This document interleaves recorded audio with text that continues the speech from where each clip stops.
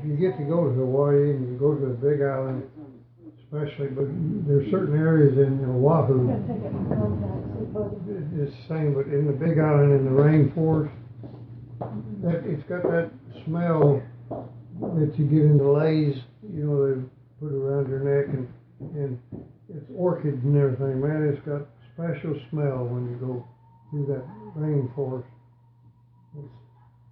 We drove through there. Your mother, we rented a car. We went over there Thanksgiving weekend. Another couple, they had a couple of kids, and we had your mother and Debbie, her sister, and we went over and stayed on the armed forces on the island on the mountain, where the volcano is, around the top of the volcano, and just a little bit off where you could walk to the island where the volcano cone was, and they had a armed forces hotel there. It was the Navy, Air Force, Marines, and Army, I guess, Force Services. They all participated in it.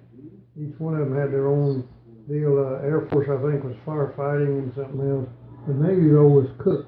They had their mess halls and all. And so we ate our Thanksgiving dinner there. But what my story was, we rented a car, that couple did, and we did.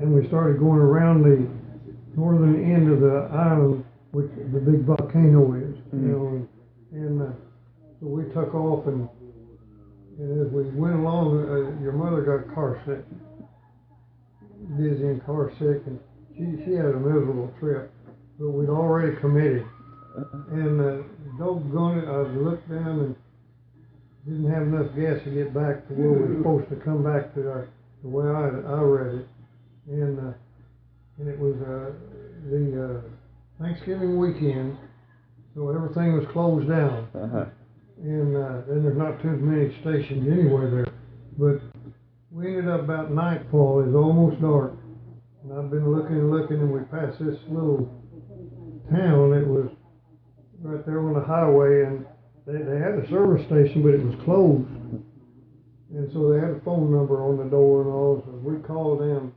asked if they'd come down and give us gas. Well, no, they was closed, you know, this weekend, and so we headed on around, and we made it back to the hotel area, and I sweated that out. If it hadn't been that, I probably never remembered the trip, but I remember worrying about, here I got my family with me, and Linda's sick anyway, and it's dark, getting dark quickly, and we're still a few miles from where we wanted to be for the night.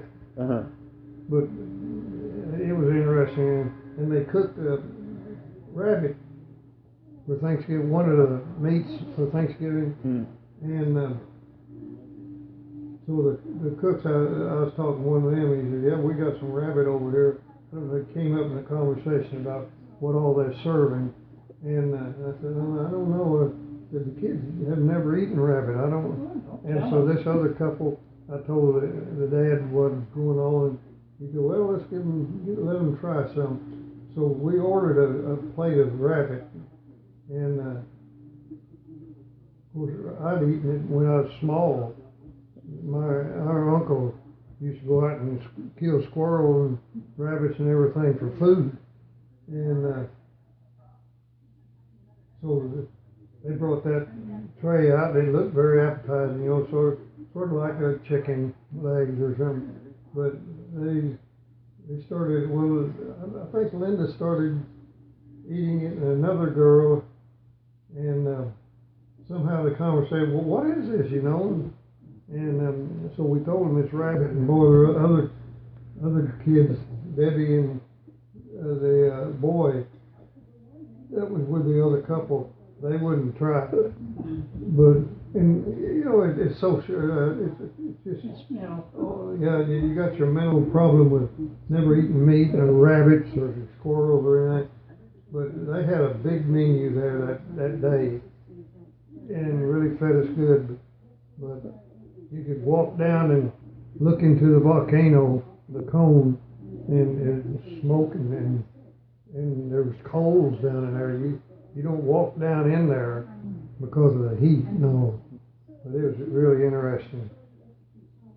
But it erupts every once in a while, and on the north side of the volcano going down into the ocean, it does that lava all runs down and it's forming an extension on the island.